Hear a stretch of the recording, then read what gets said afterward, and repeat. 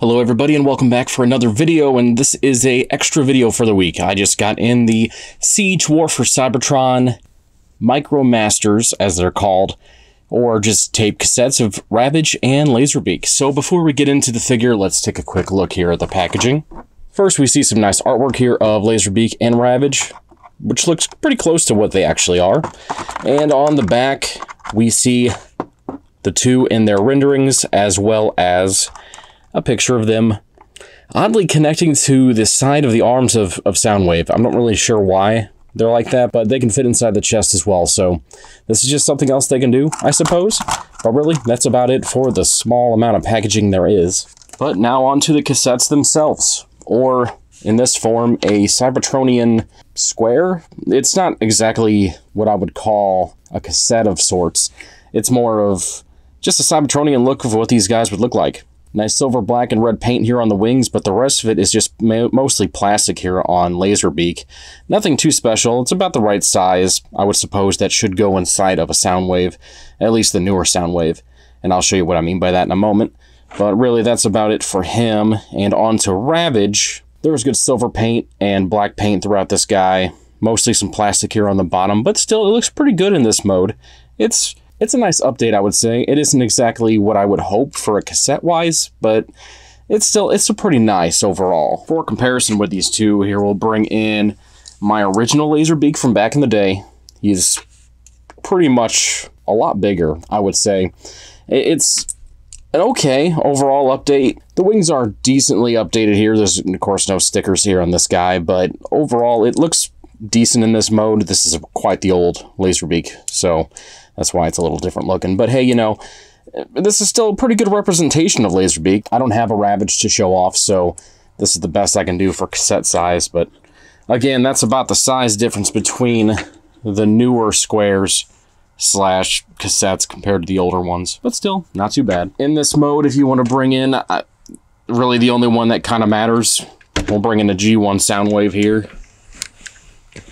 Bring the camera up a little bit, and like I said, they're pretty small, so once you get this all the way out, you try to fit it in there, and it moves around quite a bit. You can close it, and it looks okay in there, but hey, you know, oops, well, there goes his gun. But hey, you know, it's a thing. You can technically do it, I guess, but it's really up to you. I need to stop opening that. That feels like it's getting old.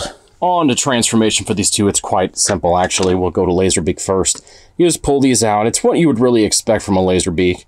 Bring the legs down, rotate the head outwards, which can be pretty difficult if you don't have a tool. Get this all the way out, at least enough to move his head around.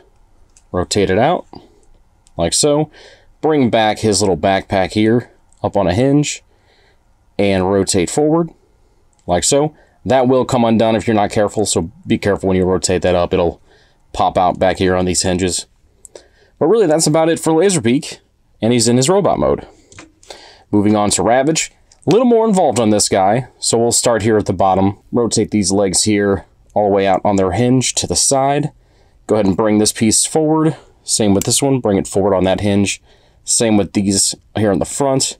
You can then rotate this forward to get them out of the way for the time being. Take this entire back section here, rotate it back like so. Bring this down and around. As you do, bring the legs out, which do put them in the right position that they need to be in. Same here, rotate this down, around. Bring these legs back down like so. Get them straight as possible. And bring the head out of the chest. And there you have a bit of an odd-looking Ravage in my, but it is Ravage overall. So, yep, there he is in his robot mode. Bringing these guys a little closer here, first we'll take a Laserbeak, and it does show a pretty good stance of what you would hope Laserbeak would look like. He has a bit more of a shield here on the top of his head, at least where his eyes would be. That's a little different, but still not too bad.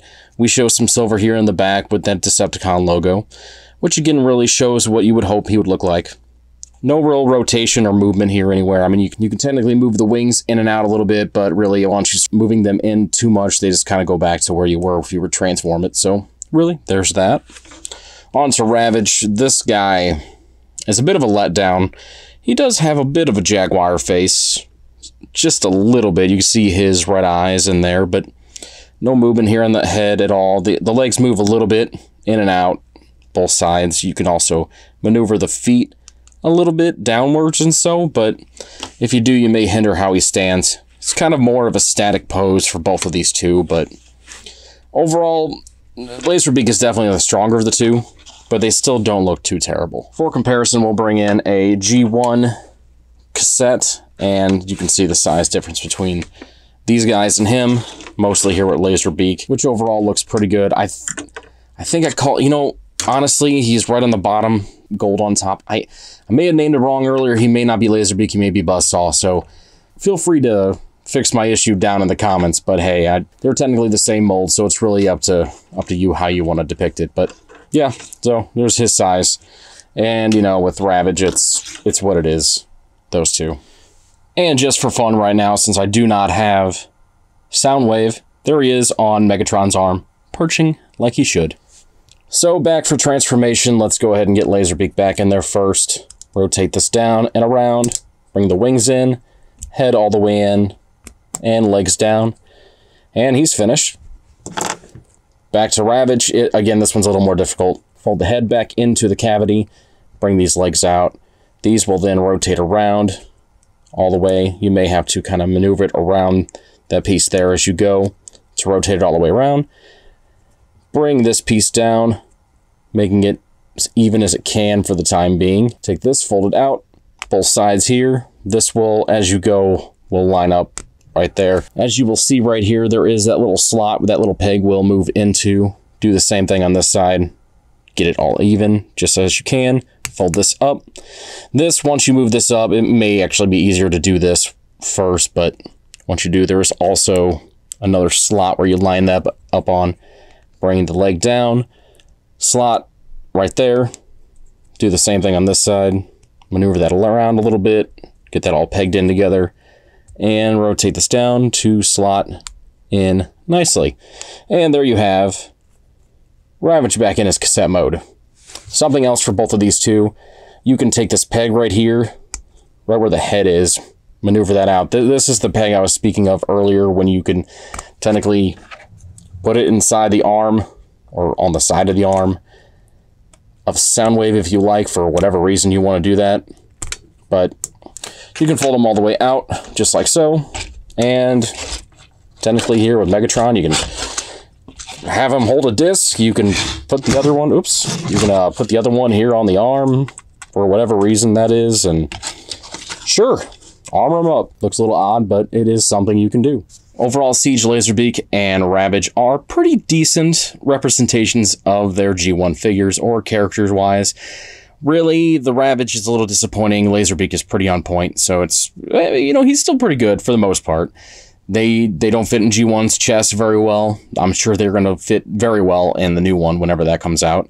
Should be soon, I'd think. But, you know, they're not too bad for what they are. But anyways, if you like this video, please like, subscribe if you haven't done so. Thank you if you already did. Hope you're enjoying the content I'm producing, and I will talk to you again on the next episode. Thanks for watching.